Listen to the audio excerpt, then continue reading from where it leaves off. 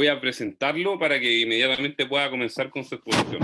Ya le agradezco por sus palabras y también por ponerse, digamos, por la sintonía también que trata de generar por un espacio que ha buscado ser, digamos, para la fenomenología, pero por supuesto la fenomenología se extiende hacia todos los ámbitos de la cultura, como quiso hacerlo nuestro querido Edmund Husserl, ¿cierto? Y por supuesto también la tradición que lo sigue.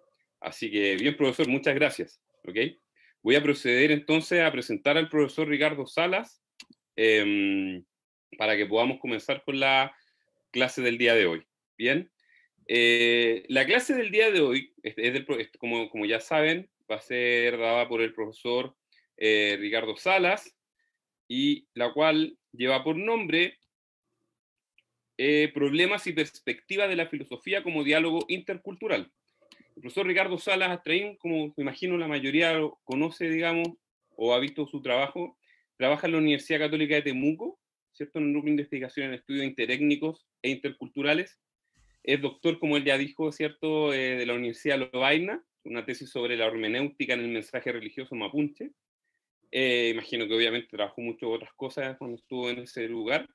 Se ha dedicado, como lo dice la clase del día de hoy, a la filosofía intercultural, específicamente latinoamericana. Imagino que también otros imaginarios religiosos, culturales, ¿cierto? En contextos culturales asimétricos, étnicos y populares. Ha trabajado mucho, ha trabajado mucho en pro, ¿cierto? Y esto es algo que le agradecemos, en pro del reconocimiento de los pueblos indígenas. En mi caso, ¿cierto? Con lo que lo he conocido en relación con el pueblo mapuche, pero seguro con otros pueblos también a lo largo de Latinoamérica, que ha trabajado también, según algunas publicaciones, ¿cierto?, en México. Entre sus publicaciones, los temas que ha tratado básicamente son pensamiento político intercultural, algunos dilemas ético-políticos en torno al capitalismo en Latinoamérica, ¿cierto? Y también en términos zonales en el sur de Chile, las teorías del reconocimiento y también la diversidad cultural. Agradecemos al profesor Ricardo por estar con el día de hoy con nosotros. Y profesor, no sé si le pregunto desde ya, ¿va a usar algún PowerPoint o va solamente a expresarse? Usted me dice. Sí, bueno, yo ya hice mención que por los años que tengo me ha costado un poco asimilarme a las nuevas tecnologías, así que voy a hablar de una manera como nos enseñaron algunos maestros, ¿cierto? A través de un diálogo que quiero que sea en lo posible dialogal, que yo pueda transmitirle a ustedes alguna idea y ustedes luego puedan también plantearme sus dudas, sus preguntas y observaciones. Ok, profesor, muchas gracias. Entonces le damos la partida. Muy bien. En primer lugar, yo quisiera agradecer a Cristian y al Círculo de Fenomenología por este espacio, porque evidentemente nosotros nos encontramos hoy día en una situación que en un sentido es muy distinta a la que pensó el padre de la fenomenología, pero también en otro sentido podríamos decir, en cierto sentido, donde existen muchas convergencias. Todos sabemos, ¿cierto?, la última etapa del pensamiento husserliano, a la que yo haré referencia, y que es un mundo que de alguna manera se va quebrando, producto, ¿cierto?, de lo que significa una serie de movimientos totalitarios, que también están presentes en nuestro mundo, aunque de una manera un poco más disfrazada.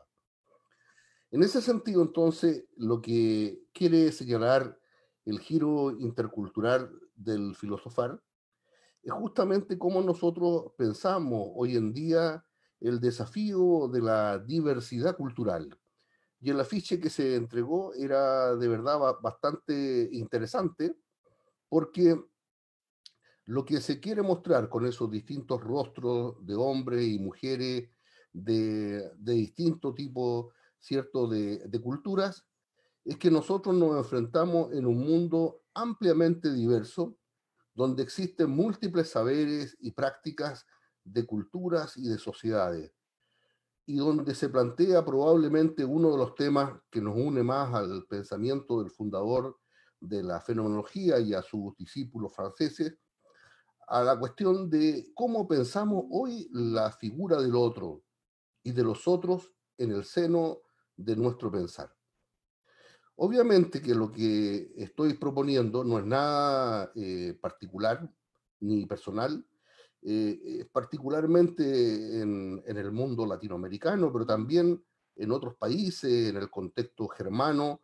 Existen trabajos muy importantes de Wimmer, de Hofer, Forney-Betancourt, donde ellos asumen de una manera clara un giro intercultural de la filosofía, que se basa en el reconocimiento de que existen filosofías situadas y rechaza la diferencia tajante entre lo universal y lo particular, como nos ha enseñado cierto academicismo filosófico.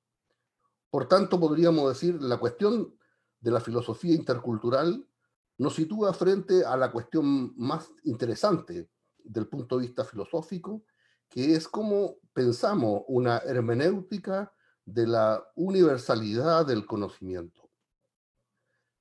La filosofía, al abrirse al desafío de la pluralidad, vuelve relevante el diálogo entre universos contextuales que buscan la universalidad a través de la comunicación que se quiere recíproca y dialógica.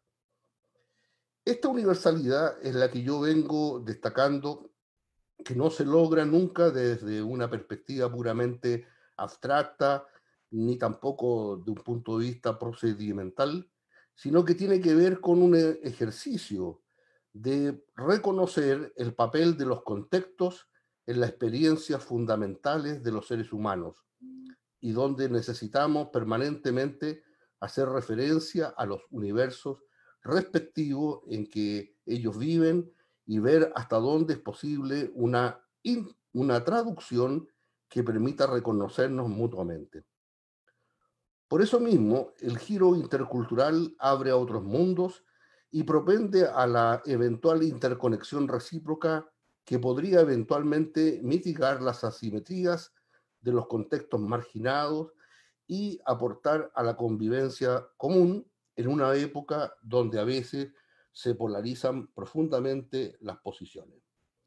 Por ello, esta pequeña sesión con ustedes quisiera centrarla en una cuestión relativa al ejercicio de la comprensión de los otros, mediado por el lenguaje, el pensar autorreflexivo y las posibilidades prácticas del convivir en común.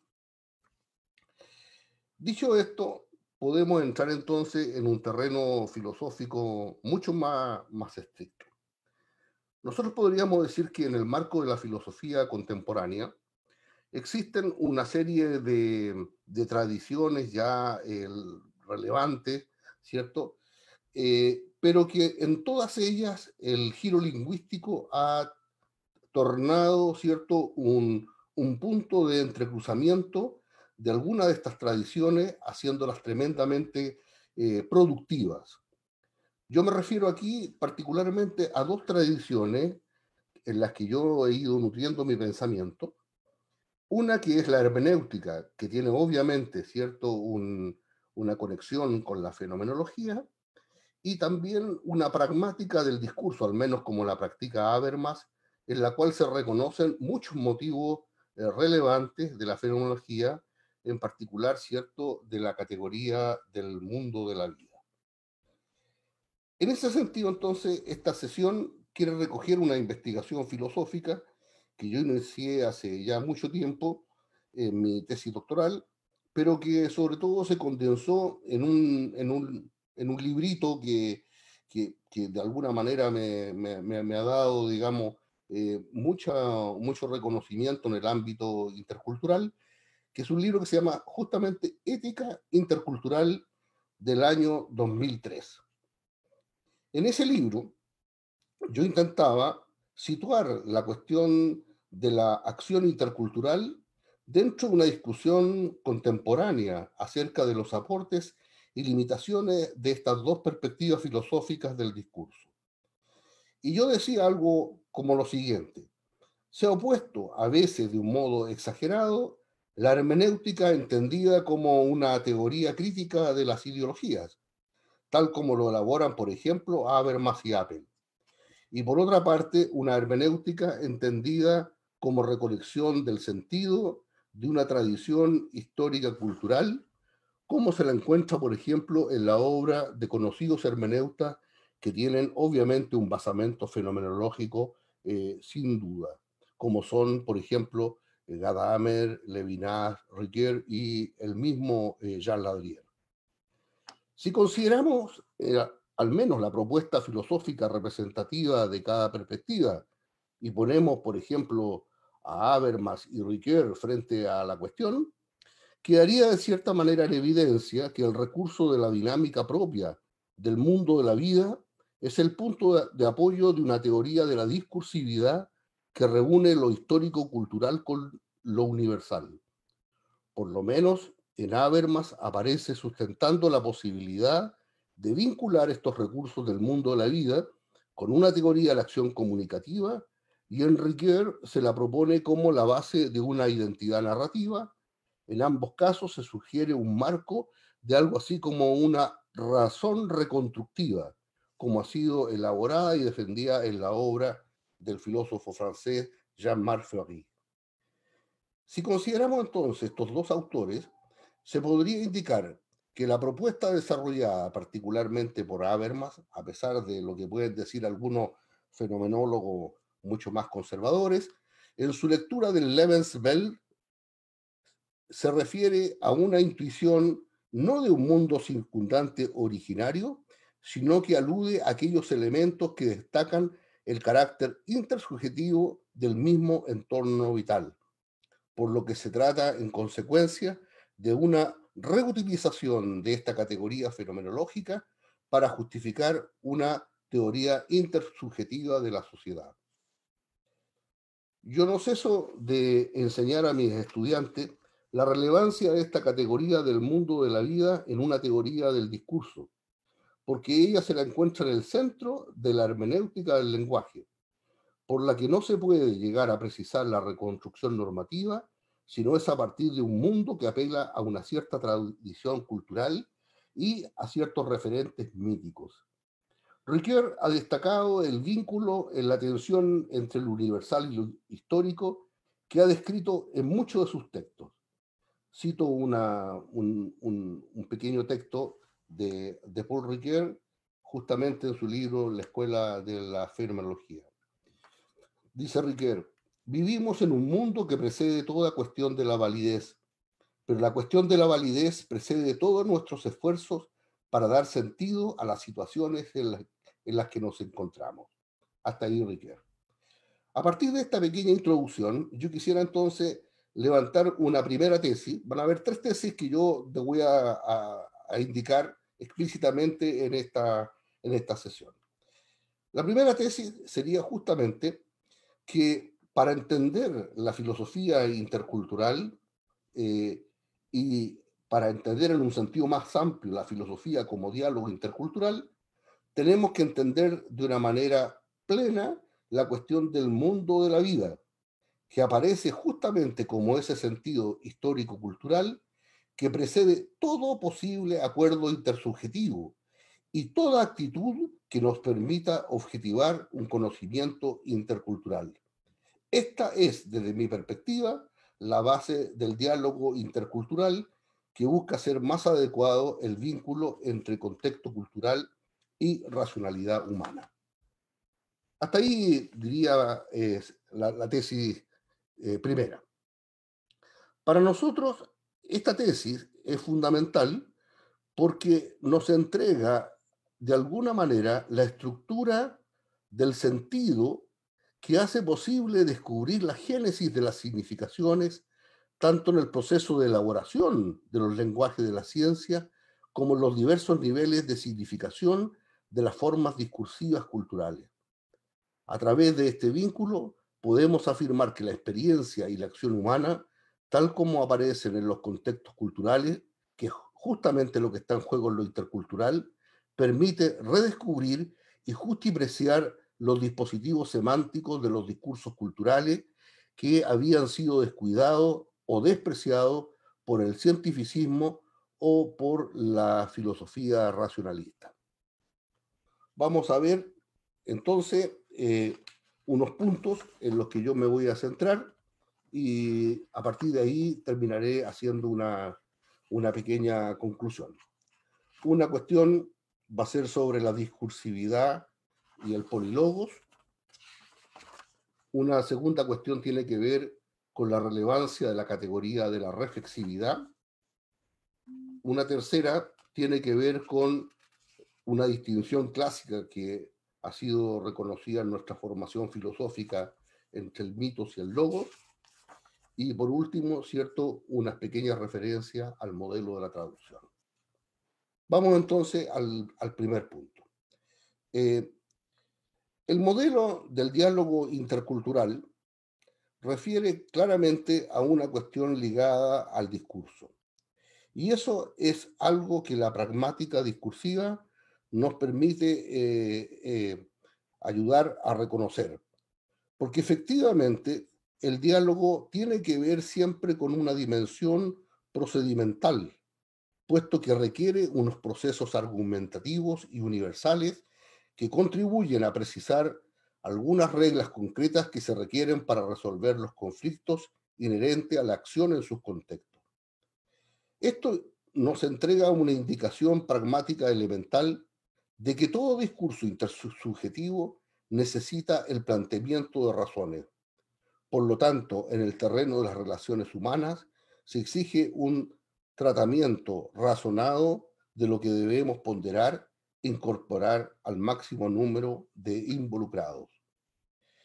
Empero, esto requiere que las razones no se definan desde una visión deformada de la racionalidad hegemónica.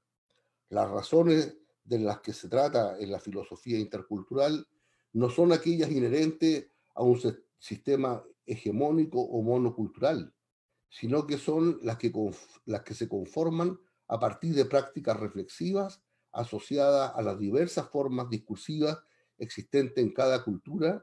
Por ello, cabe distinguir el auténtico diálogo del diálogo inauténtico. La definición pragmática de las condiciones discursivas exigidas por un auténtico diálogo intercultural lleva a reconfigurar con más precisión la idea que Gadamer ha hecho reconocida y que la ha formulado con la expresión de las razones de los otros. Si nosotros y los otros tenemos razones de nuestros puntos de vista, entonces habría que defender la idea que todos tendrían la razón y con ello caeríamos indefectiblemente en los errores del relativismo y del hermeneuticismo. Sería esta una tesis contextualista radical. El error de esta concepción es que cierra las posibilidades del intercambio de razones que exige el diálogo y la comunicación. Otro aspecto que también habría que destacar en esta perspectiva de la discursividad y del polilogos tiene que ver entonces con el modo como se concilia discursivamente la propuesta hermenéutica y pragmática. Se requiere demostrar la necesidad de un nexo preciso por el que ambas se tornan complementarias. Si se logra demostrar esto, se podría avanzar consistentemente en una teoría de la razón ético-práctica que ayuda a comprender y compartir las razones de los otros en un auténtico diálogo intercultural. Estas razones requieren modularse al mismo tiempo como parte de una actividad hermenéutica, en tanto considera la comprensión de las actividades expresivas y significativas de los mundos de vida, en particular por su esfuerzo de contextualización de los símbolos, textos, discursos, narraciones presentes en los diversos sujetos y comunidades, pero también de una actividad pragmática, en tanto destaca la necesaria validación de un tipo de lenguaje que asegure enunciados válidos que pueden ser confrontados y que entreguen resultados fiables no solo para una comunidad de vida. Y aquí se desprende la segunda tesis que yo quisiera proponerles y que refiere justamente a esta idea de la filosofía entendida como diálogo intercultural. El diálogo intercultural, que implica la aceptación de la categoría de las razones de los otros, supone aceptar entonces que la reflexividad humana no es algo exterior a los procesos productivos de los contextos, sino que ella se vuelve operante internamente a través de las articulaciones de las formas discursivas y exige acuerdos básicos sobre las reglas y procedimientos. Este vínculo entre reflexividad contextual y procesos de mediación normativa no pueden ser puramente localizados de acuerdo a los usos específicos de cada cultura, pues ello no aseguraría el entendimiento de unos con otros y en forma especial entre aquellos que no comparten los mismos mundos de vida. A partir de entonces de esta segunda tesis, yo me atrevería a destacar algunas de estas características que tendría la filosofía entendida como diálogo intercultural. En primer lugar, habría que entender de una manera precisa que diálogo intercultural no se debe entender como ese movimiento que se precipita rápidamente a buscar una conciliación para anular las diferencias entre los registros discursivos. Algo así como sostener que existen las mismas reglas universales para todos los discursos, ni tampoco un tipo de diálogo que se cierra a reconocer las dificultades efectivas existentes en la comunicación entre seres humanos y también culturas que han conformado diferentemente sus mundos de vida. Sería esto sostener que las reglas de los registros discursivos son todos diferentes. Para nosotros, el diálogo intercultural plantea una modalidad mucho más paciente para entender a los otros desde las propias articulaciones discursivas, lo que implica sostener que en el ejercicio para alcanzar las razones de los otros existe siempre una mediación de la articulación de los registros en que se conforman los sujetos. Es un diálogo intercultural entonces aquel que colabora en el difícil arte de comprender los propios procesos discursivos que no pueden hacer nunca de un modo claro sin el apoyo de los otros. Lo que yo he defendido en algunos de mis trabajos respecto de la convivencia humana tiene que ver entonces con una idea que se desprende de este concepto del diálogo intercultural. Es decir, el ideal moral de convivir con otros en el respeto de las distintas maneras de vivir y que asegure una vida moral plural, exige este reconocimiento de las reglas discursivas. Este esfuerzo teórico exige definir la dinamicidad de los procesos discursivos que forjan los recíprocos reconocimientos. Se trata entonces de un diálogo universal y contextual que asume las dificultades históricas de la convivencia humana cargada permanentemente de asimetrías y de discriminación. Por ello, lo que cabe entender por razón discursiva en este modelo del diálogo intercultural, hay que comprenderla en el sentido de una hermenéutica crítica antes referida, es decir, de un proceso de constitución del sentido de una vida y de un conjunto de prácticas significativas tanto para el propio mundo de vida como eventualmente para los otros. Por esto, nosotros pensamos que la cuestión de las razones de los otros no puede ser radicalizada a partir de un modelo de la diferencia radical, ni subsumido bajo un mismo logo universal ya predefinido por la propia tradición occidental. Esto supondría, como lo ha indicado acertadamente nuestra colega y amiga Dina Picotti, reconocer explícitamente la construcción histórica del logos humano como un interlogos, es decir, la posibilidad de entender a los otros en sus razones a partir de una polifonía del logos por el que somos conscientes de la modalidad de mi logos cultural y de cómo podemos abrirnos a otros logos. Estas observaciones plantean entonces un problema central que es la cuestión de la ecuación entre racionalidad y lenguaje, que nos parece que está en el centro del debate levantado por la ética de la discusión de Apple y Habermas, pero que está contenido asimismo en el problema del sentido desarrollado por la hermenéutica de Gadamer, Ricoeur y Ladrier. Segundo problema, la cuestión de la reflexividad. La filosofía intercultural exige el levantamiento de la categoría de la reflexividad. Por ella estamos entendiendo fundamentalmente una categoría histórica cultural por la cual queremos dinamizar un proceso de la humanidad que busca desarrollar la idea de que la reflexividad es siempre un proceso inherente de todas las culturas humanas, no necesariamente modernas, desafiadas al diálogo y a la comunicación con otras culturas. La idea de la reflexividad es clave, por tanto, para consolidar una instancia crítica dentro de las exigencias del diálogo intercultural, ya que ella permite develar frecuentemente las formas ideológicas de la racionalidad como astucia de poder. Ella contribuye a avanzar en la adecuada crítica de la razón abstracta homogeneizante a partir del reconocimiento de los otros saberes culturales. Esta es la razón práctica intercultural que responde a los saberes de los mundos de vida que no han sido colonizados, para usar el vocabulario habermasiano. Un tercer eh,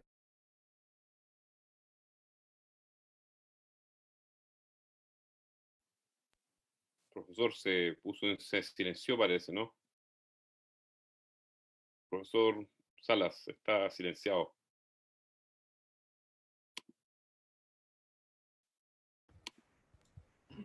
¿Ahí se escucha? Ahí se Ahí arregló. Ya. se arregló. Ok, muchas gracias. Un tercer punto tiene que ver con una distinción que nosotros hemos dado ya por sentada entre mito y logos. Y nosotros nos encontramos en la obra del filósofo y teólogo Raymond Panikkar unas aportaciones muy sugerentes. Él sostiene que la contraposición griega clásica entre logos y mitos ha conducido al concepto occidental de la razón a través de una perversión racionalista que le ha impedido ubicar la centralidad de lo narrativo en el seno de la cultura en vez de ayudar a reconocer sus diversas voces, su polifonía.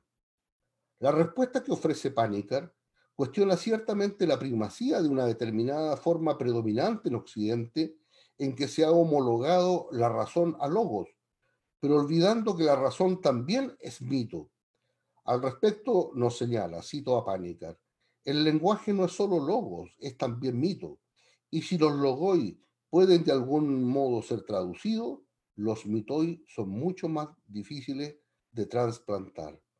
La comprensión humana en el sentido de armonía y concordia requiere la comunión entre el mito y no se soluciona con el sueño de la lingua universalis de la ilustración, en donde toda palabra tiene un sentido preciso. Hasta ahí, Raymond Panikkar. Voy a avanzar rápidamente, ¿cierto?, sobre el cuarto problema, que sería el de la traducción. Después, si hay alguna pregunta, podríamos desarrollarlo. En la filosofía intercultural hay una permanente referencia al modelo de la traducción, como está aconteciendo también en otras ciencias sociales y humanas.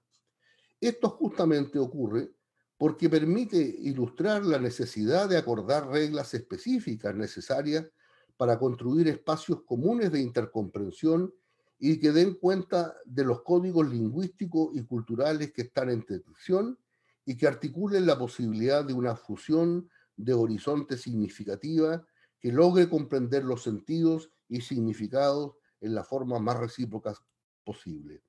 En este sentido, el tema de la traducción se vuelve el intermediario de la comprensión del lenguaje del otro a partir de las posibilidades que abre mi propio lenguaje y el lenguaje del otro, reconociendo que existen ciertas condiciones.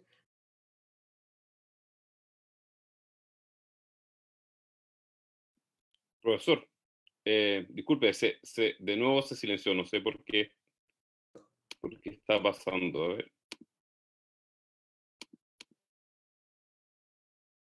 Deme un segundo. Ahí sí. Ahí se Ahí escucha, sí. ya, ok. Sí. Listo, lo que pasa es que es muy sensible el mouse y cuando yo muevo el cable, entonces eh, se silencia. Entonces, simplemente para terminar, digamos, estos cuatro temas, yo quisiera decir simplemente lo siguiente con respecto a algunas de las perspectivas que tiene la filosofía, ¿cierto?, entendida como diálogo intercultural, y que nos permitan de alguna manera concluir, ¿cierto?, con lo que sería nuestra tesis número 3. Yo diría lo siguiente, asumiendo que estos cuatro problemas tienen una coherencia y se pueden justificar. Entonces, yo pienso que hay algunas cuestiones que quedan pendientes y que es lo que yo llamaría entonces las perspectivas que se abren entonces a la filosofía intercultural. Una de ellas tiene que ver con un tema que a mí me viene obsesionando desde hace mucho tiempo, pero para lo cual yo no tengo una respuesta suficientemente precisa, tiene que ver con la cuestión del conflicto como una cuestión fundamental de la deliberación humana y de la tensión entre las distintas culturas. Una segunda perspectiva que también se abre, ¿cierto? Y que exige obviamente una mayor profundización, tiene que ver cómo nosotros entendemos, ¿cierto?, el diálogo intercultural en contextos conflictivos que cabe entenderlo no solo como una pluralidad de visiones, posiciones y acciones, sino que tienen que ver también con unos contextos discursivos y prácticos profundamente asimétricos.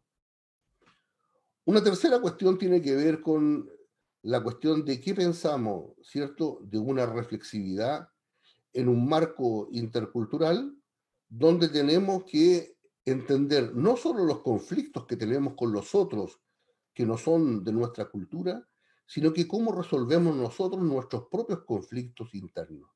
Y ahí también tenemos un problema que es muy relevante sobre la posibilidad de que nuestras sociedades vayan en camino de mayores posibilidades de convivencia y no de rupturas cada vez más fuertes. Y por último, yo creo que una de las cuestiones que es en lo que estoy trabajando hoy día tiene que ver cómo la ética intercultural tiene que abrirnos necesariamente, ¿cierto?, a una política intercultural. La cuestión de la relación, ¿cierto?, de la filosofía con la diversidad cultural, no solo hay que entenderla en un sentido romántico, sino que hay que entenderlo también por el predominio permanente, ¿cierto?, que hacen los sistemas sociales y económicos más poderosos en su recurso a la violencia y a la guerra. Yo quisiera terminar entonces diciendo lo siguiente. Desde nuestra perspectiva, la filosofía intercultural puede apoyarse firmemente en estos cruces teóricos para ensamblar la reconstrucción de las formas del discurso desde su raigambre histórico-narrativa hasta sus formas de reconstrucción comunicativa más compleja a partir de una concepción de la dinamicidad de la significatividad.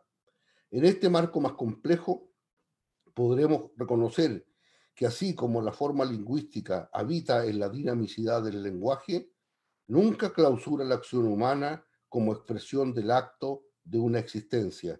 Puede asegurarse su propia identidad ética a partir de una reapropiación reconstructiva de sí mismo.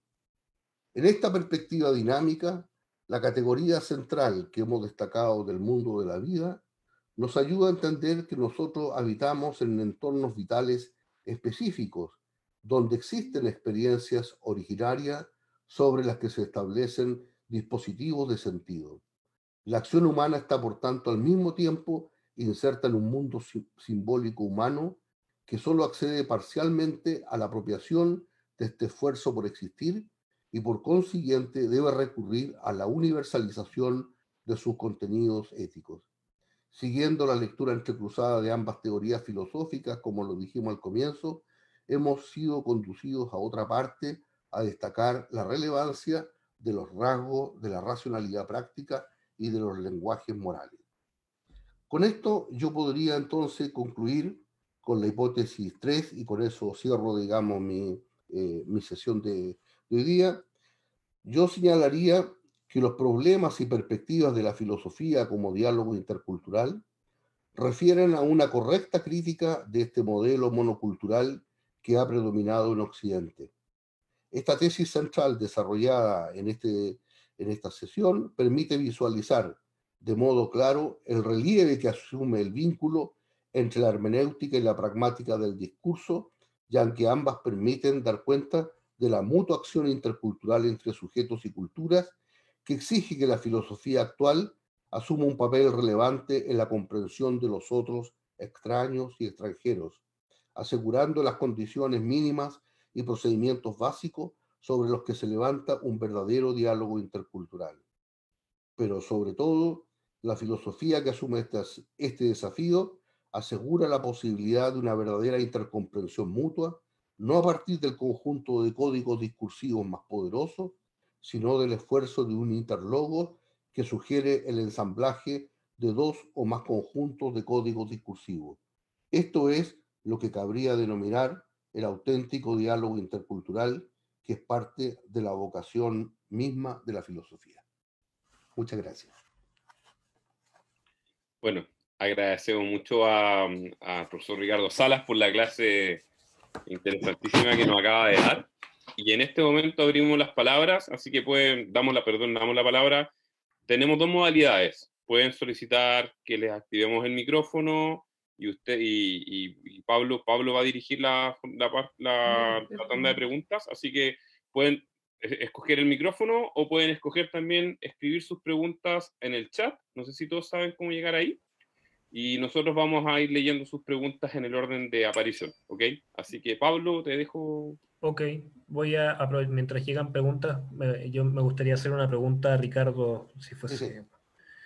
En realidad es entre una pregunta y una, no sé, llamémosle una provocación o una inquisición, digamos. Me pregunto si asumir esta posición de la filosofía como aquello que permite el diálogo y aquello que puede asumir esta postura particular no nos obliga a quizá comprometernos, porque tú, claro, dijiste que había cierta noción de ideología que iba a quedar fuera si es que asumíamos la posición correcta para la interculturalidad. Pero la pregunta que hago, ¿no?, es si asumiendo esta nueva postura nos podemos ponerle un nombre, llamemos, no quizá no ideológico, pero en el fondo si es que en el fondo me parece que no podemos ya ser, en el fondo hay ciertas ideologías del espectro político que claramente han quedado fuera de un ámbito filosóficamente justificable, digamos, por ejemplo, no sé, nacionalismos radicales o cosas así, no sé, el nacional cristianismo franquista, qué sé yo. Pero entonces, si eso ha quedado fuera, mi pregunta es si es que hay un espectro de posiciones políticas que han quedado ya admisibles dentro de este marco, que tienen nombre y que se pueden identificar, o tú crees que no es admisible tomar partido por ese tipo de esa manera, digamos. Y gracias por la interesante exposición. Sí. Gracias, Pablo. Mira, a mí se me ocurren varias posibilidades de responder a tu pregunta y a tu provocación, ¿ya? Una sería, por ejemplo, si recurrimos, ¿cierto?, a la misma experiencia desarrollada por el padre de la fenomenología. Husserl, ¿cierto?, siendo filósofo alemán y siendo judío, sabe perfectamente hacia dónde va a llevar el movimiento nacional socialista a Alemania y a Europa. Pero, y este es un punto interesante, Husserl no es que rehúse, digamos, entrar en la arena política misma, pero él entiende, ¿cierto?, que el avance del nacionalsocialismo es una cuestión mucho más radical y que tiene que ver con una deformación de lo que él llama, ¿cierto?, este racionalismo que infecta toda la ciencia europea. Entonces, ahí hay una cosa que me parece interesante, ¿te fijas? O sea, si uno entra, ¿cierto?, por esa vía, la cuestión de la controversia entre ideologías específicas se puede de alguna manera, ¿cómo se llama?, evaporar. Yo creo que no están los tiempos hoy día para volver, ¿cierto?, a repetir esta estrategia de Husserl. Y yo creo que efectivamente lo que nosotros tenemos que reconocer es que vivimos en un mundo profundamente marcado por las ideologías. Pero para ser difícil, digamos, la provocación tuya, donde la ideología puede tomar incluso la forma de un diálogo. que yo llamaré en mi reflexión un diálogo inauténtico. ¿Cuándo hemos visto nosotros a un gobernante en el poder, a alguien que tenga efectivamente toda, ¿cierto? Que tenga la sartén por el mango, ¿ya? Decir que no quiere dialogar? Viste bien para cualquier, digamos, dictador, ¿ya? O dictadorcillo, ¿ya? Llamar, digamos, a sus contrincantes a dialogar. Porque obviamente sabe que no va a haber ningún tipo de diálogo, ¿ya? Salvo aceptar las condiciones que él está proponiendo. Entonces, en ese sentido, yo estoy de acuerdo contigo que hay cierto tipo de concepciones ideológicas que están definitivamente fuera de una discusión, de un diálogo intercultural que sea verdaderamente auténtico, ¿ya? Porque significa entonces que tenemos que superar esta concepción de que con el diálogo vamos a resolverlo todo, lo que es falso, ¿ya? Yo vivo y trabajo, ¿cierto?, en una universidad ubicada en el epicentro, en el epicentro del país mapuche, ¿cierto? Y está claro, o sea, todas las llamadas al diálogo que hacen los poderosos en la región no contribuyen de ninguna manera más que a echar más leña al fuego, ¿cierto? A una acción, ¿cierto?, absolutamente marcada, ¿cierto?, por la prepotencia de un Estado que consideró que tenía todas las condiciones militares para apropiarse de un territorio que no era de él. Pero ¿quién dice eso en Chile? O sea, decirlo y escribirlo puede significar para mucha gente quedar fuera de muchos circuitos académicos y de investigación. Mientras no se resuelva de una manera clara, ¿cierto?, el reconocimiento de la falta que ha tenido el Estado chileno, ya es imposible. Entonces, eso yo diría que serían como mi manera como de enfrentar más filosóficamente el tema. Pero yo no negaría que existen otras que tienen que ver también con la acción concreta. Yo creo que el diálogo intercultural no tiene que ver tanto con razones teóricas, sino que con razones como las que nosotros vamos conjugando en la vida de todos los días, donde vamos construyendo, ¿cierto?, nuestras relaciones de convivencia unos con otros. Y eso es el arte más difícil de cómo se puede construir un diálogo intercultural auténtico y que es lo que yo creo que nosotros hacemos, ¿cierto?, en nuestro núcleo de investigación y en nuestros programas de posgrado, en el magíster y en el doctorado en estudios interculturales, que son obviamente pequeñas gotas, ¿cierto?, en el desierto, pero que muestran un buen sentido de lo que se podría hacer con respecto a estas ideologías de la discriminación y del racismo que perviven hoy día en Chile y en buena parte de América. Uh-huh. ¿Puedo hacer una colita más de esta pregunta? Sí, sí. Perdón, Ricardo. Solo, y con esto tampoco quiero tratar de provocarte más, digamos, pero... No, provoque nomás, provoque. Pero no sé si... todas las apuestas que...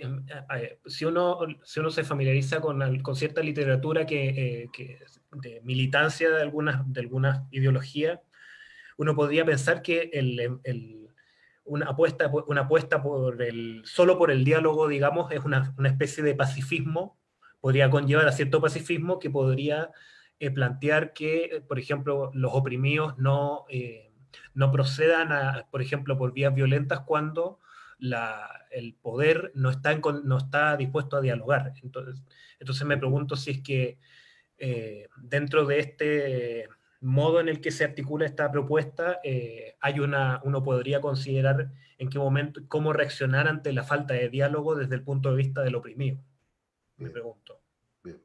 Bueno, yo creo que esa es una pregunta, yo creo que de las más importantes que nosotros tendríamos que hacernos los filósofos que trabajamos la cuestión del poder, de la dominación y de la violencia. Yo solamente te podría decir lo que yo tengo claro de mi propia experiencia, ¿cierto? Como profesor y como investigador en un territorio tan asimétrico como es Gualmapu. Yo diría que el diálogo, ¿cierto?, es relevante en el sentido que permite identificar las posiciones y permite también clarificar cuáles son las condiciones para que se dé un diálogo efectivo. En ese sentido, entonces, el diálogo no quiere decir que nos vamos a entender en todo. Quiere decir que hay cosas en las que probablemente nunca nos vamos a poder entender. Entonces, probablemente ganaríamos mucho, ¿cierto?, en nuestras discusiones en Gualmapu, si el Estado dijera, nosotros nunca vamos a reconocer nuestra responsabilidad, ¿cierto?, en lo que fue, digamos, considerado, ¿cierto?, por la historia oficial como una gesta, ¿cierto?, de pacificación de un territorio. ¿Te fijas? Y el mundo mapuche está en su derecho de decir que si no hay un reconocimiento de esa responsabilidad, entonces, bueno, quiere decir que hay caminos que están vedados y otros caminos que están abiertos. Entonces, como tú lo sabes bien, en política, ¿cierto? El poder no se sustenta solo sobre razones pacíficas, sino que también se sustenta sobre razones que pueden llevar al enfrentamiento. Y eso es de lo que se trata en este tipo de discusiones. Muchas gracias, Ricardo. Voy a pasar a las preguntas que están aquí en el chat, si te parece bien. Sí, sí. Aquí Fernando Fuica pregunta, ¿en qué medida es posible una hermenéutica universal asumiendo los problemas del sentido y de la traducción inherente al lenguaje, es decir, sin una lengua universal? Sí. Bueno, yo creo que ahí estamos justamente frente a un problema que de alguna manera la filosofía occidental no ha logrado responder y que de alguna forma es parte de ese debate inconcluso que quedó entre Wilhelm Dilthey y Husserl, ¿ya? Husserl creo que en su primer intento de calibrar el sentido fuerte de la hermenéutica, eh, fue demasiado duro, exageró algunos de sus argumentos en contra de Dilthey, y después ya cuando Dilthey había fallecido, él reconoce que hay una verdad relevante en el ejercicio hermenéutico. Entonces, está claro que cuando nosotros decimos hermenéutica estamos hablando de que hay una multiplicidad de interpretaciones. Pero lo que está en juego aquí es que esa multiplicidad de interpretaciones no se puede entender como simple relativismo. Es simplemente mostrar la ebullición de todos los sentidos que tiene el lenguaje en relación a una experiencia humana que siempre es opaca y difícil de explicitar. Entonces, yo creo que la posibilidad de una hermenéutica universal simplemente se acabó como un gran sueño de la tradición europea, y lo que quedan son entonces estas interpretaciones en las que nosotros vivimos y en las que tenemos que ver hasta dónde podemos conciliar y congeniar, ¿cierto?, determinado tipo de aproximaciones que tienen que ser universalizables para que puedan ser definitivamente hermenéuticas en un sentido genuino. Eso. Muy bien. Sigo entonces con una pregunta de Navarrete. Ricardo, uno de los problemas que no veo que la filosofía intercultural aborde, especialmente la de la Raúl Fornet Betancourt, es el conflicto y la violencia inherente a él. ¿Hay en la filosofía intercultural un cierto irenismo cultural? ¿Cómo incorporar como un elemento el conflicto? ¿Qué tiene de positividad el conflicto en el proceso intercultural? Bien, bien. Bueno, yo no quisiera hablar por Raúl Forné Betancourt, digamos. Yo creo que, claro, dentro de la filosofía intercultural hay muchas posiciones diferentes. Yo tiendo a pensar que en muchos escritos y también por el trato que hemos tenido en la Escuela Internacional de Filosofía Intercultural, eh, Raúl Forné Betancourt tiene un claro concepto de lo que significa el conflicto en clave de una humanidad que quiere reconciliarse. Y en esto yo quisiera decirlo como parte de mi propia experiencia. Yo he asistido a algunos de esos congresos y, y yo diría la gran diferencia que existe en los congresos de filosofía intercultural, que existen aproximadamente 4 o 5 lenguas en que se puede expresar la filosofía. Se van haciendo los esfuerzos de traducir una lengua a otras, Y hay, yo diría, una capacidad que tiene también Raúl de enfrentar, digamos, la diversidad filosófica que se da en los distintos contextos en que se está haciendo filosofía hoy día. Qué impresionante escuchar, por ejemplo, a los filósofos de Corea o de Senegal o de China, ¿ya? E intentar dialogar con los europeos y los latinoamericanos. Entonces, yo tiendo a pensar que la filosofía intercultural tiene una idea más o menos clara y precisa de que la diversidad involucra o involucra conflictos, pero los conflictos no necesariamente tienen que ser resueltos de una manera violenta. Ahora, cuando no hay posibilidades de que se pueda recurrir a otra fórmula, ¿cierto? Que no involucren evidentemente el desangramiento de seres humanos y de sociedades, entonces, bueno, hay que pensar una visión política intercultural que sea mucho más certera con respecto a los distintos contextos. Porque en eso yo creo, Juan, que tú tienes razón, los conflictos no se pueden resolver, ¿cierto? De la misma manera. No es lo mismo el problema de los mapuches del Gualmapu, ¿cierto? Que los problemas de los pueblos indígenas en la Amazonía o de los indígenas mayas, ¿cierto? En México y así. Entonces, yo diría, y eso es lo que yo estoy trabajando, hay necesariamente para resolver el tema del conflicto, hay que entrar a profundizar la idea del contexto como una categoría política concreta central. Y es ahí donde yo creo que están algunas de las dificultades. Estupendo. Sigo con otra pregunta de Rustu Rebek. Buenas tardes, saludos desde Santa Rosa de Osos, Colombia. Pregunto si es posible. La apuesta intercultural que se propone desde lo presentado por el expositor, ¿podría contribuir al reconocimiento de las filosofías latinoamericanas o no europeas? Eh, claro, de todas maneras, yo creo que la filosofía intercultural sería como una de las tradiciones, ¿cierto?, del pensamiento crítico latinoamericano, que se agrega a otras tan relevantes como es el pensamiento decolonial, que es tan fuerte, ¿cierto?, en Colombia, o de lo que es la historia de las ideas desarrollada, ¿cierto?, por Leopoldo Sea y Arturo Andrés Roy, ¿cierto?, o también por la misma filosofía de la liberación, ¿cierto?, que se desarrolló de una manera genial desde los años 80 en adelante, y donde claramente el fundador de esta perspectiva, por lo menos en su vertiente argentina, hoy día tiene un reconocimiento clave para pensar un tipo de tensión entre filosofía europea y filosofía hecha en América Latina. Entonces, yo creo claramente que tenemos que reconocer esa pluralidad de tradiciones en que se expresa la filosofía latinoamericana, y eso también sería parte de este diálogo cultural al que estamos llamados. Perfecto. Sigo con la pregunta de Nelson Santibáñez.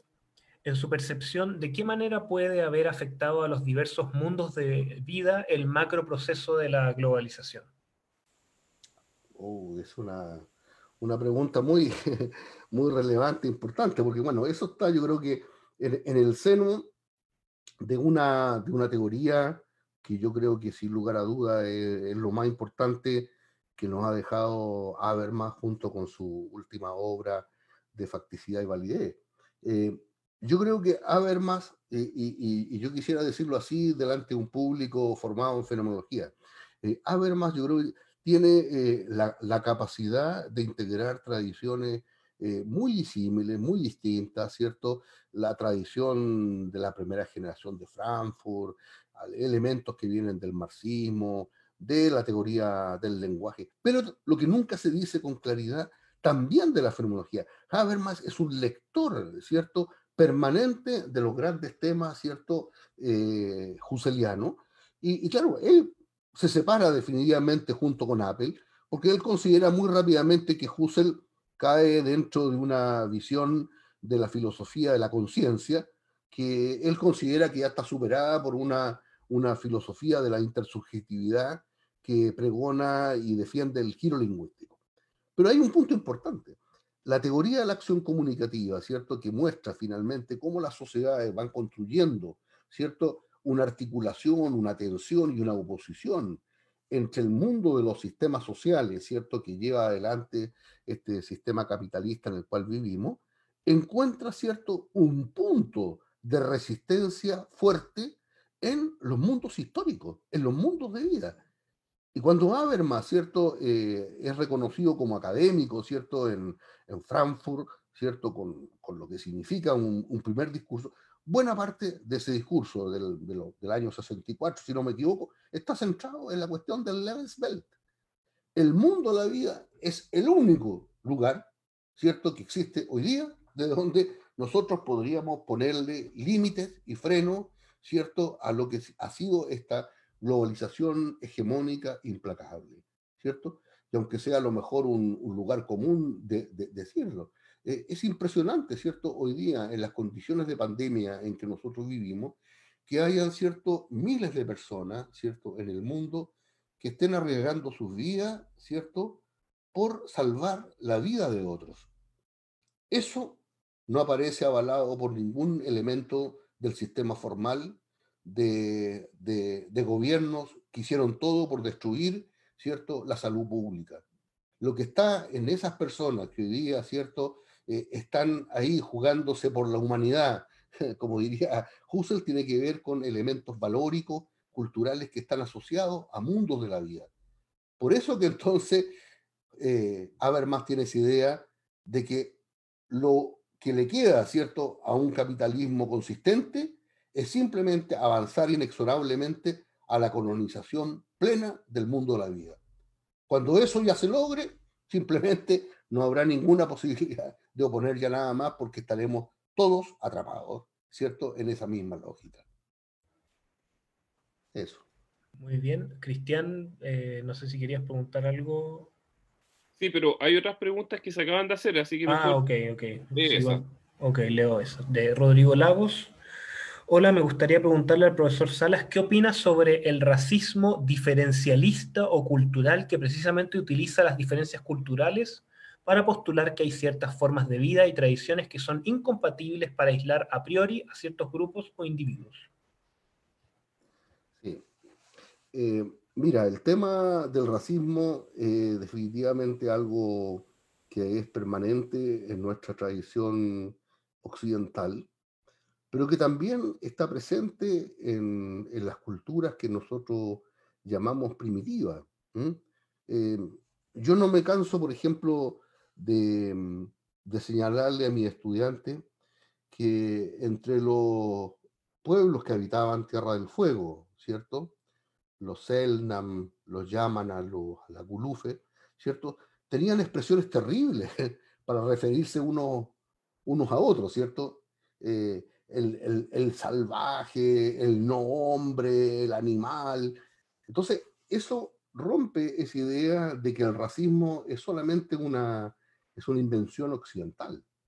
Yo creo que hay algo, ¿cierto?, en las culturas que las lleva a ponerse en una posición egocéntrica y desde ahí referirse y devaluar a otros seres humanos. Entonces, yo creo que el racismo obviamente es una ideología, pero una ideología que ha logrado permear una buena parte, ¿cierto?, de lo que son nuestras culturas nacionales. Eh, Cuando yo converso con algunos de mis amigos latinoamericanos y europeos, eh, yo no quiero pasar por ser una persona que no quiere su país, pero yo encuentro que nosotros en Chile somos profundamente racistas. Y no solo racistas en relación a los mundos indígenas, también hablemos, ¿cierto?, de las otras formas culturales que están asociados, ¿cierto?, al mestizaje, a otros grupos que vienen, ¿cierto?, del mundo asiático. Entonces, hay ahí yo creo que toda una pregunta que nosotros debiéramos ir resolviendo, cómo reconocer que el racismo es parte de una de las actitudes, ¿cierto?, básicas que puede tener una cultura, pero cómo se le puede poner freno, limitación, para que eso no genere las consecuencias oprobiosas que nosotros hemos visto en muchos lugares, ¿cierto? Y yo con eso no estoy hablando solo de los Estados Unidos. A mí, por ejemplo, las veces que he estado en Brasil, me ha impresionado profundamente, ¿cierto?, cómo las universidades brasileñas están en su mayoría conformadas, ¿cierto?, por estudiantes que pudiéramos llamar blancos, siendo que la población afrodescendiente es la mayoritaria. Bueno, entonces, ¿qué ha pasado en la construcción de un país que ha seguido, digamos, ese tipo de trayectoria? Entonces, claro, no es ninguna novedad ver en qué termina eso, ¿ya? Y en ese sentido, Jair Bolsonaro no es una excepción, ¿ya? No es algo que ha ocurrido, digamos, de una manera fortuita. Es un país que se construyó sobre una base profundamente desigual con los afrodescendientes. Gracias. Muy bien. Sigo con la pregunta de Tamara Vicencio, que dice, ¿de qué manera la dimensión corporal se puede visualizar en el diálogo intercultural?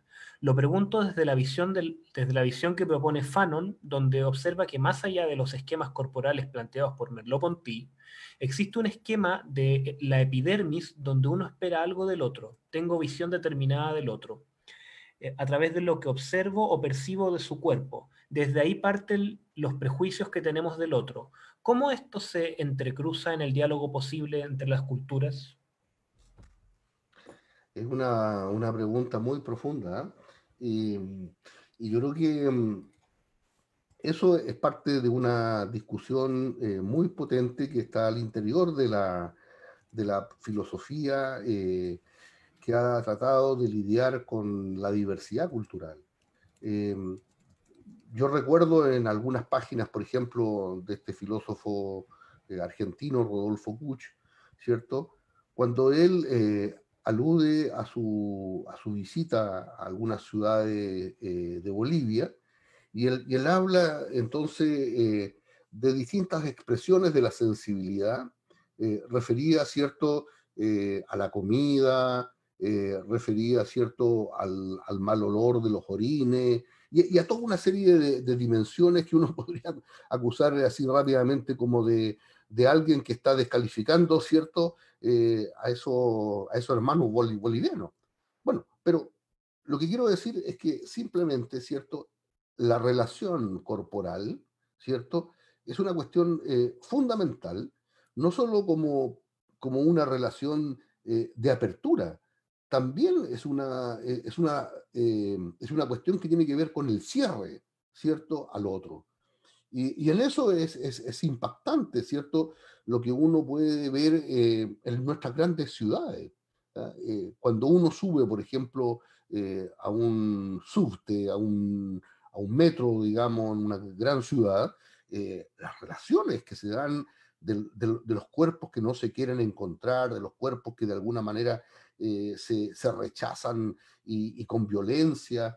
Entonces, yo creo que aquí ese aporte que menciona Tamaras de Frank Fanon me parece a mí que es muy significativo.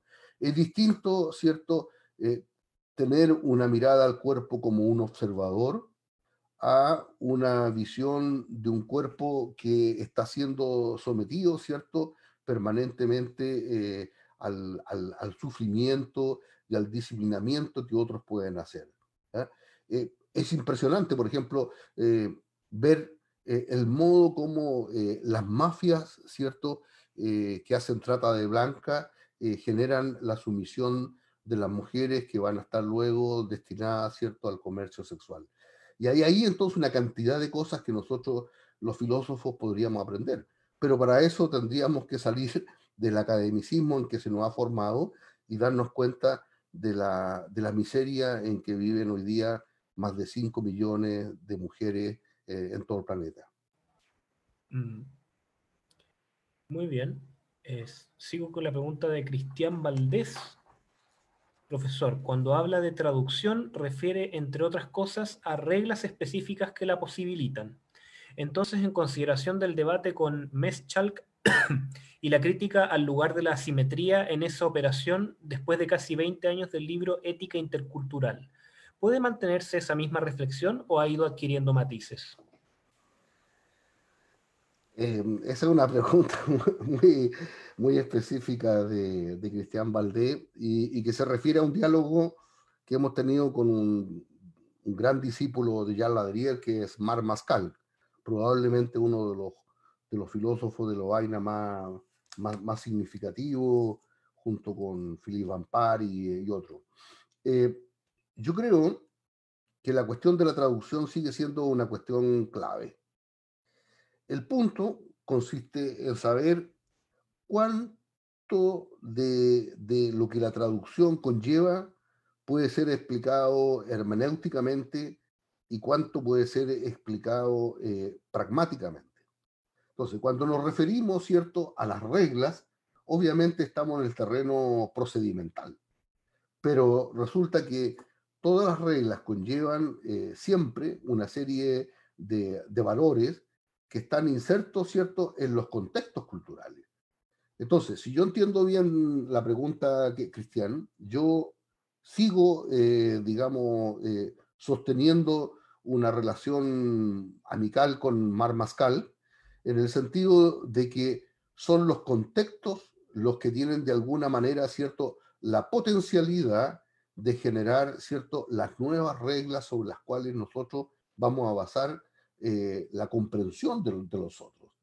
Pero esas reglas no están ni definidas ni fijadas, son reglas que están de alguna manera, ¿cierto?, atravesadas por las propias convulsiones y tensiones que los contextos históricos tienen. Ahora, hay otros aspectos, ¿cierto?, en que tenemos alguna diferencia con Marc Mascal, pero eso es parte de un artículo que está, digamos, ahí en proceso, y espero que en algunos meses más podamos, digamos, tener una idea bien clara del punto de la diferencia. Muchas gracias, Cristian. Ok, desde Tras Bambalinas me dicen que vamos con un par de preguntas más antes de finalizar. De Carlos Bresciani, la Canelier, me sumo a la consulta por el cuerpo y agrego otra consulta. ¿Cómo se integra en un diálogo intercultural el rito, lo ritual? Pues no se trata de un diálogo desde la razón y el mito, también desde la ritualidad. Esto es fundamental en el mundo indígena, pues integra a los otros logos. Exactamente. Bueno, yo creo que lo que pregunta Carlos es definitivamente muy relevante, ¿cierto? El rito, a diferencia de la palabra, nos lleva a un encuentro comunitario donde efectivamente lo que se promueve es generar determinado tipo de acciones que nos llevan a una relación, ¿cierto?, que no es solo humana, sino que es profundamente espiritual y nos abre a muchos otros mundos. Entonces, uno de los problemas, ¿cierto?, complejos que se da en el nivel ritual es cuando tienen que entrar a coexistir sistemas religiosos distintos.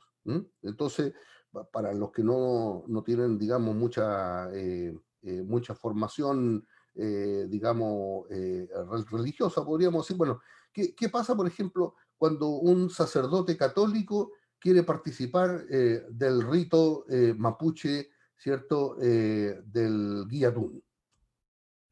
Entonces, claro, uno podría decir, participar puede ser en condición de observador, puede ser participar activamente, pero ¿qué acontece cuando hay sacerdotes que intentan homologar el guillatún con la misa, cierto, católica occidental?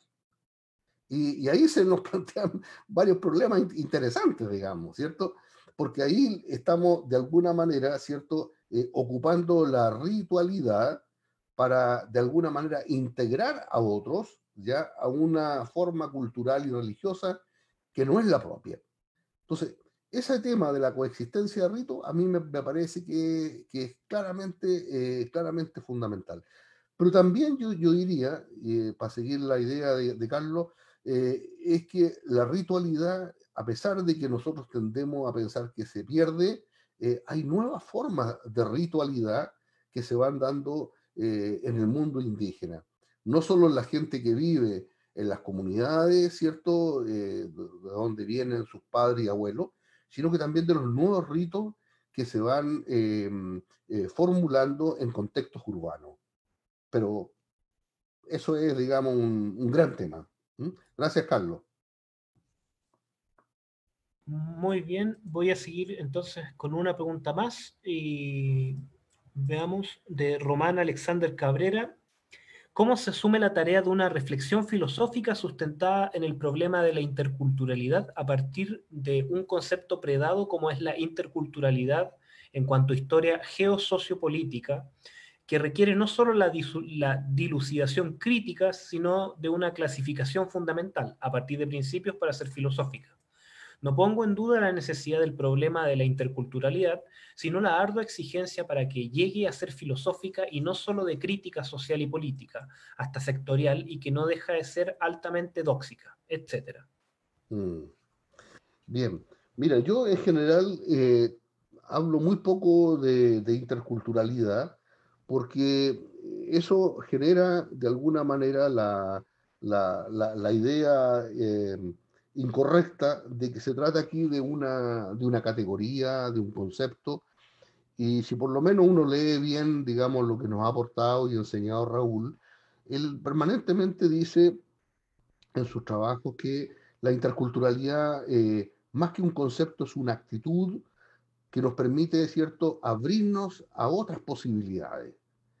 Entonces, frente a la pregunta que se me formula, yo diría, ¿cierto?, no se trata solo de un cuestionamiento crítico de esta categoría.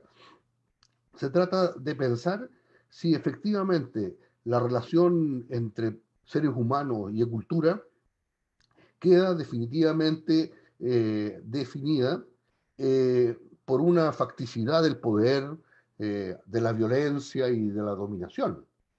Y yo tiendo a pensar que no, porque justamente los seres humanos han encontrado a lo largo, ¿cierto?, de su historia, las posibilidades de reencuentro, pero no sobre una arena, yo diría, superficial, sino que también los horrores que significan las guerras, los holocaustos, los exterminios, enseñan profundamente a los pueblos y permiten entonces pensar en otra forma de convivencia y donde hay que hacer necesariamente apertura a otras posibilidades.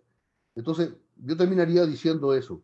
Si hay algo a lo que nosotros podamos identificar con intercultural, tiene que ver con esto de que lo que se ha dado hasta el minuto puede ser de otra manera. Y ese poder ser de otra manera es lo que está justamente en construcción. Y es a eso a lo que yo me refiero con la filosofía, ¿cierto? Como diálogo intercultural, es decir, con la capacidad de abrirse a otros mundos. Yo nunca pude entender, ¿cierto?, cómo muchos de los profesores que yo tuve, ¿cierto?, en la universidad, que eran muy buenos estudiosos de los textos de Husserl, tenían una incapacidad en muchas ocasiones para comprender el valor que tenían, ¿cierto?, los pueblos indígenas, que tenían otras culturas y todo lo demás. Y cuando uno va viendo lo que hizo el padre de la fenomenología, o sea, su lectura, ¿cierto?, de lo que van haciendo los antropólogos, los sociólogos, de lo que acontece en distintas partes, es una apertura significativa a otros universos de posibilidades. Para mí eso es lo fundamental y hay cosas que obviamente hay que resolver, pero el punto es en qué de nuevo nos podemos abrir como seres humanos para avanzar hacia una humanidad reconciliada y que sea capaz de poder, digamos, comprenderse a sí misma. Muchas gracias. Muy bien, Cristian, todo tuyo. Bien. Bueno, agradecemos nuevamente al profesor Ricardo Salas por esta interesantísima exposición.